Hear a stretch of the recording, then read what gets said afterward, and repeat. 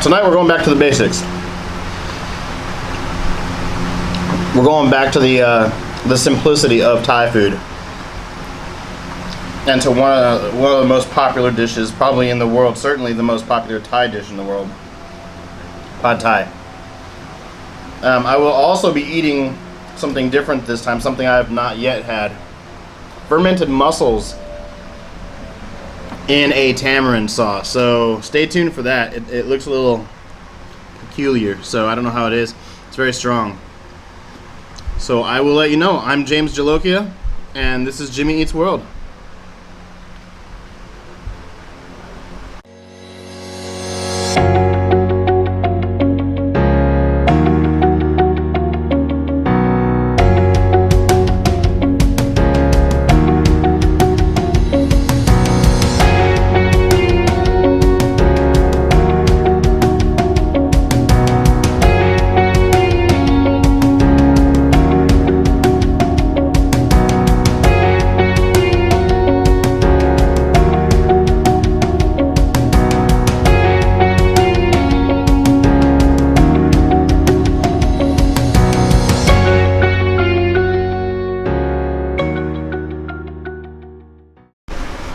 Alright, so here are the ingredients. We are having chicken pad thai, so we do need chicken for that, obviously. Now, I believe personally that pad thai always requires tofu. It adds that extra texture, that extra element. Also, when we're talking about elements, you need shrimp, dried shrimp. That's going to hold that natural umami in there. That's going to give you that full flavor and just add just different levels to your pad thai. Egg, you always need egg. It's going to add more texture. It's going to add binding for the noodles and make them a little bit more almost sticky and chewy. You do need egg in there. Peanuts. I like a lot of peanuts in my pad thai, personally. Big fan of peanuts anyway, but in pad thai I think it adds just an extra flavor that really is almost necessary in there. You do obviously need pad thai noodles. You can get these dried or fresh. If you get them dry, you do need to soak them for at least an hour. I would not go over an hour and a half because that tends to make the noodles less chewy, and you want a little, you want a little toothiness in your noodles. Shallots, of course, always have shallots for pad thai. Palm sugar. Now you can use as a substitute brown sugar, which I typically prefer, only for animal conservation reasons, kind of my tree hugging stuff. Water. You need water and tamarind. We mix them together. It makes it easier for that tamarind to get dispersed through the noodles and through the food. You of course need oil for the frying, and fish sauce. Always, always, always for Thai food, fish sauce. It adds a saltiness, it adds a depth, it just adds that Thai-ness to it, that Thai flavor to it. So you always need fish sauce. MSG, we've gone over this. If I can ever find any research online or anywhere that tells me that I should not use MSG and actually from a valid source, I will stop using MSG. In the meantime, I'm going to use it. It's up to your discretion whether you want to use it or not. The last thing we've got here is this. I have not used this in pad thai or Thai cooking in the States. They do use it here in pad thai. This is a cured daikon. This is a sweet cured daikon. They also come in salty, so make sure you get sweet. But they come in kind of a long, I'll show you in a little bit. They come in like a long, weird animal-looking, worm-looking way, and it's weird. But definitely, if you can get daikon at one of your international markets, I would get this for sure. The last ingredient that I'm personally going to use is, of course, flake red chili. I need spice. I need the life. I need that extra oomph in my food. So of course I'm going to add the chili flakes. So we'll see that at the end. So let's get cooking. Okay, so let me, as a disclaimer, say let's forgive me for the mess. We actually were cooking this earlier today, so I'm going to start with that. So I've got the heat going. No, I don't. I've got gas going. Okay, so now I've got the heat going. So let's get this oil in there. I'm gonna do about 2 tablespoons of oil. And just get that a little bit hot. I'll wash my hands real quick. Alright, so we're gonna get that a little bit hot and then get this tofu going. Now I am only gonna make 1 serving So if it looks like I'm a little light on the ingredients, that's why.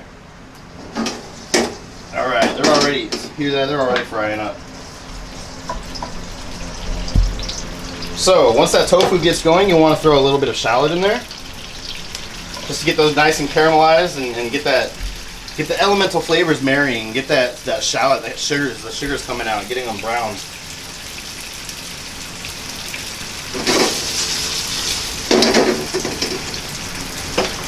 Let's give that a second.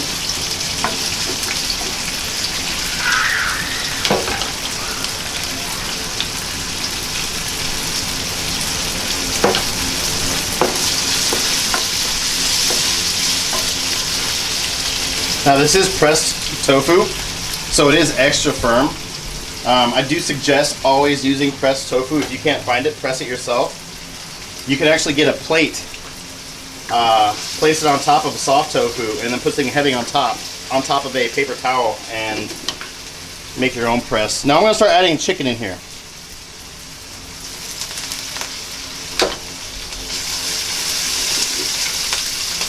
I'm going to go a little extra just because I'm hungry.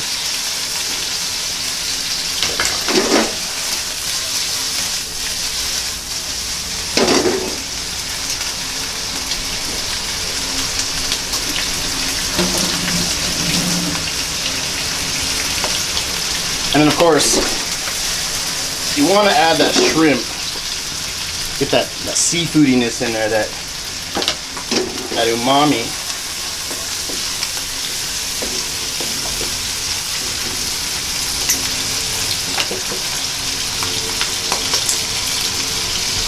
Once that chicken starts turning white, and you see those that shrimp coloring up to a nice bright orange, and you can smell it, you can really smell it right now.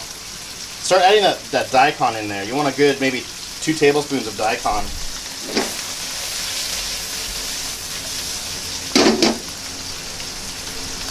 Oh, you can smell that.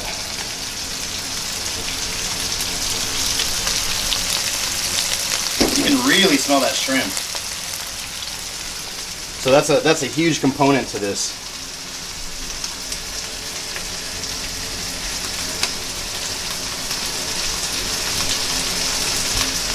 All right, so when you get that nice and browning, and that chicken looks like it's cooking through, pour in your tamarind water. I would say about 3.5 tablespoons of that. And then here's where I'm going to add the MSG, just for that little extra umami. Now, umami basically is that again, that full flavor, that savory flavor. So I do put some MSG in there. And at this point, you can start putting the noodles in.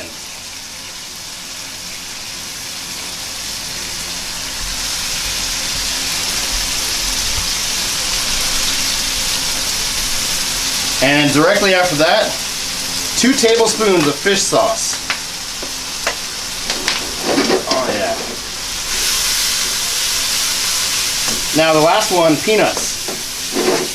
Like I said, I do like peanuts in my pad thai. So I'm going to add half of this in there. And one thing I did forget to mention, I forgot to put in there, was the sugar. So depending on how sweet you want it, I don't care for it terribly sweet. So throw that palm sugar in there. Or brown sugar if you decide to go with that. Now I'm going to pull this to the side, so I can add the last ingredient, that egg. Get that extra texture in there. So I'm going to let that cook up for just a little bit. Mix that yolk in. And just let that harden up. Let it firm up a little bit to add that texture.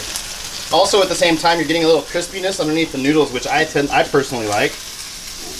And then just flip it over. Flip it on top of that egg. See that crispiness, that kind of almost burnt noodle. I really like that on there.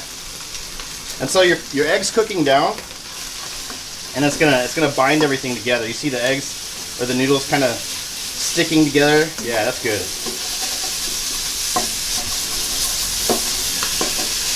And now I don't really like a lot of sprouts on mine, so you can put sprouts in yours. I love green onion, so I'm gonna go with more green onion. And that's it. You're gonna turn your stove off, let that sit for just a minute, and you've got yourself some pad thai.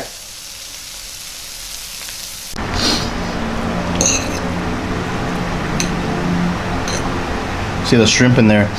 The shrimp gives it a good punch of saltiness and umami. Very obvious saltwater seafood flavor in that shrimp right there. So that adds a lot of balance and a lot of layers to this otherwise already amazing dish. So keep that in mind.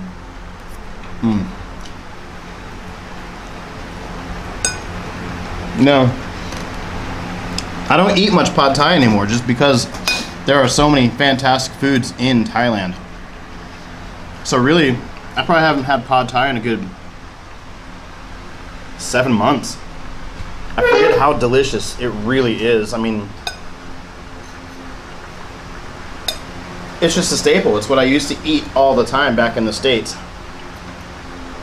And you need to keep your roots because you forget how delicious things really are.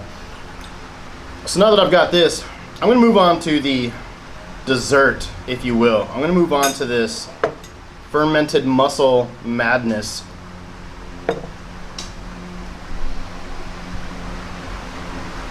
It's got a strong mollusky smell, but it doesn't smell bad. You know, mollusks don't really already have a very strong smell. Or they shouldn't, at least. If they do, you're buying the wrong mollusks. Look at that. Like, you can see the stringiness, and I don't even know what happened here. Like, this is just fermented, so I imagine that's just part of the breakdown in the fermentation process, but it doesn't appeal too much to me. And then this is a tamarind sauce that I'm not sure if you can see because of that shadow in there. But let's see how it goes.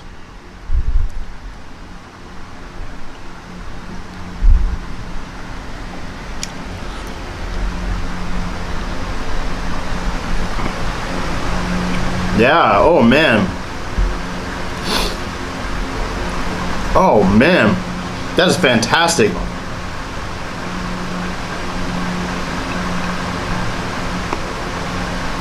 It's got that lactic fermenting taste, that sourness, that acidity that hits you in the back of the face. And it's also, you can definitely taste that tamarind. There's a citrus in there too. Lemon, lime, yeah. Yeah, there's a strong citrusy flavor in there as well. Got a little spice from these green and red chilies in here. That is absolutely amazing. This is something that if they served in the States, I don't know why it's not more popular. That is crazy. Out of the videos that I've done, I think this is one of the more delicious things that I've had. So if you find fermented mussels in tamarind sauce at your local convenience store, check this out. Wow, I need more of that. What is that? So there's some lemongrass in there. Some, looks like bamboo. Ginger.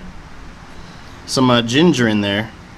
Oh yeah, I can definitely, that ginger definitely hits you. I don't know why I didn't point that out at first. Probably because that citrus. That citrus is it's a punch in the face.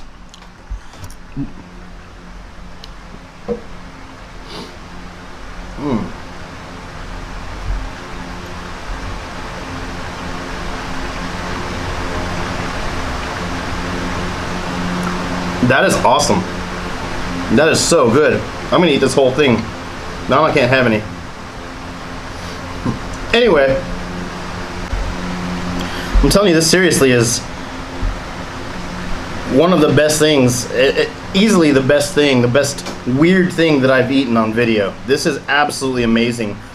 Again, it's got the ginger grass, it's got the lemongrass, it's got the ginger, it's got onions, it's got green and red chilies. Tamarind juice, they use tamarind juice in here. The fermented oysters that they actually ferment just oyster and salt for a week or 2 weeks. It is a little on the salty side because they do ferment it with a good amount of salt. So It is a little on the salty side. Nana's told me that you can eat it with rice, but this is absolutely just spectacular. This is, wow.